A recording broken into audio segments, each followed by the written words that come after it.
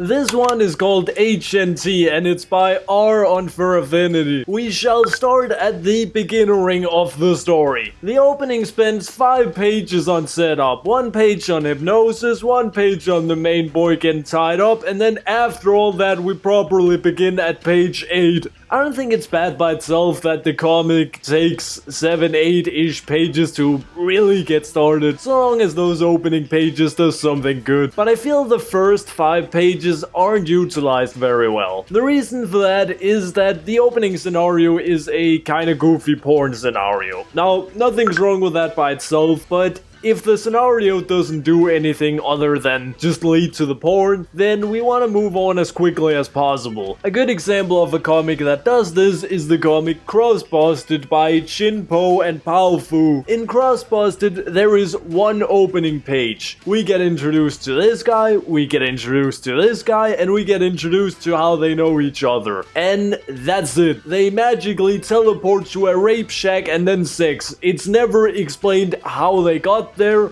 or why this bitch came along, because it's just not important. Similarly, is it really important that we know how many guys got dumped before the girl found the lamp boy, or is it important how she dragged him out of there? Because I don't think it really is. In fact, if you started the comic at page 4, then I don't think anything would really change. In page 4, we see a dummy girl and a soppy bitch walk out of a bar with a sign that says date night. The sop looks uncomfy, the dumb looks creepy, and she has her tail folded around him in a possessive way. All this pretty much tells us everything we need to know, meaning that the first 3 pages could just have been cut out. Now, 3 pages might not seem like much, and to the reader, I don't think it is, but I'm more concerned for the artist here. You mentioned at the Q&A page at the end that 1 page takes you 1 month to produce. So 3 pages equals to 3 months. And that's a lot of time which could have been poured into other parts of the comic where it would have had a far bigger impact. Moving on from the start,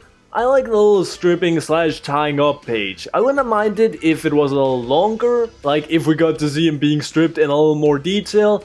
But I do like how you only do close-ups and then we only show the full naked thingy on the next page. That makes for a powerful little reveal. I would have liked to see more of the room that he's tied up in. We only see glimpses of some of the walls, so it's a little hard to picture the whole scene. Just a big overview panel of the whole room right after he wakes up. That would have been really nice. I did like the little universe that you made up. At the part towards the end, I actually ended up getting kind of sucked into the story. There's a few things I think are interesting about the world. One of them being that it's a really aesthetically satisfying world. Like, the subs look super soppy and the slaves are all covered in bondage gear, and the lady who comes to buy looks fucking fancy. Except for the guy, the man that comes to buy. I thought he was a little bit boring. He just looks oddly casual compared to everyone else. Would have been nice to see him in something a bit more flashy than just a polo shirt. Otherwise, I dig the characters and their outfits and how clean and professional the entire environment is looking. I also sense a bit of mystery and foreshadowing almost. Like, in the comic we see this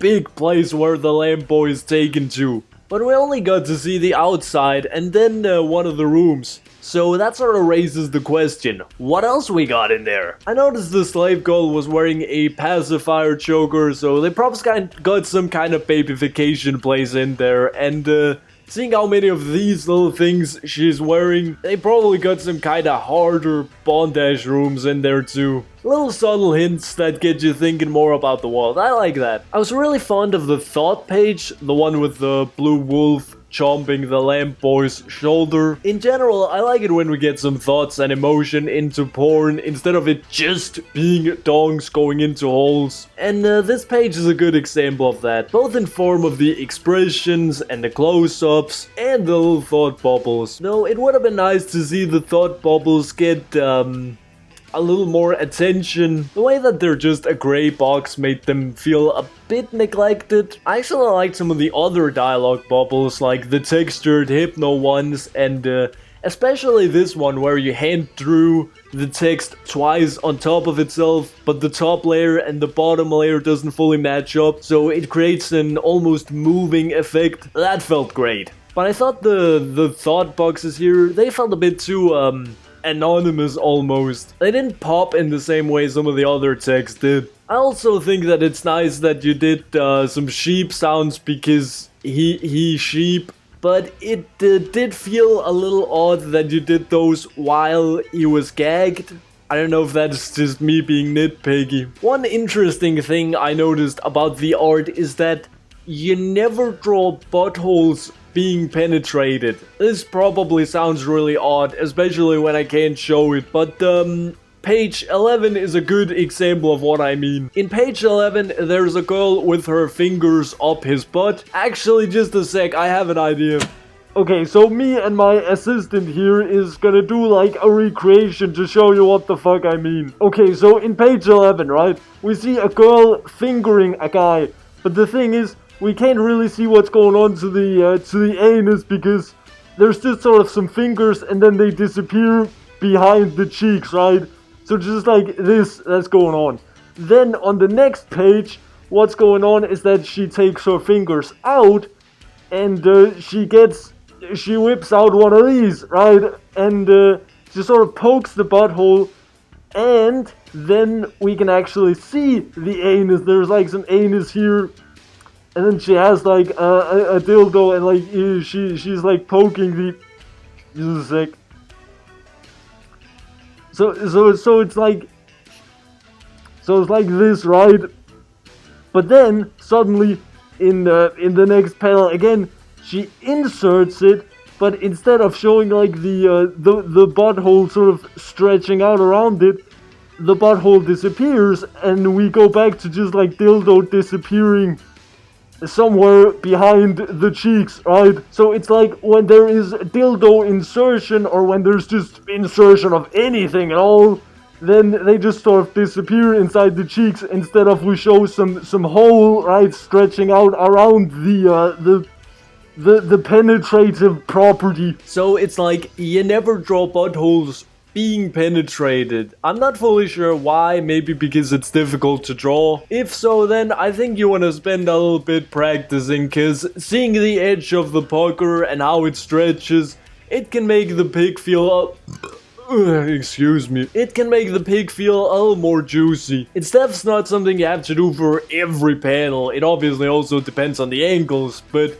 here it almost feels like you purposefully avoid drawing the buttholes being penetrated. Last little thing I want to comment on is one of these things that I care about and probably no one else does. I like the girl's interaction with the lamp boy at the end, but I thought the hugging scene, a little thing about it that kind of bothers me. So there's this bit where she's like hugging his shoulder and she's being like, wow, your fur is, or your wool or whatever is like really soft, but he's like wearing a dress and his sleeve perfectly matches up so that she wouldn't be able to feel shit, and I think it would just make a lot more sense if he was wearing some kind of shoulderless dress. It would probably also look a lot more satisfying because then she could actually press her face into his wool instead of just pressing it into the side of the dress. I might just be nitpicky at this point. But that's all I had for this one. I liked it and I'm looking forward to seeing how the next comic you do develops. See you soon, homos. Eat your vegetables.